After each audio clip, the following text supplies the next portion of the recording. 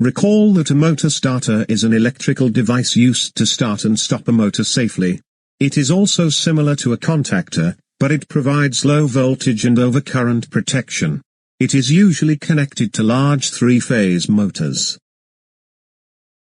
If resetting the overload does not work, we must disconnect the power and check the continuity between the two normally closed, NC, terminals. If the multimeter shows infinite resistance, there is no continuity, and the current does not flow through it. This means the overload is bad and should be replaced. Lastly, we check continuity across fuses of motor starter with the multimeter. If any fuse is blown, we have to replace it. We have to discharge the capacitor before inspecting it. The measured capacitance value of the capacitor should be within the range specified by the manufacturer.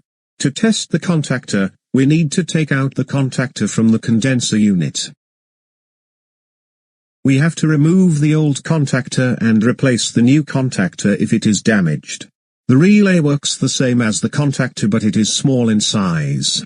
A motor starter is also similar to a contactor, but it also provides low voltage and overcurrent protection.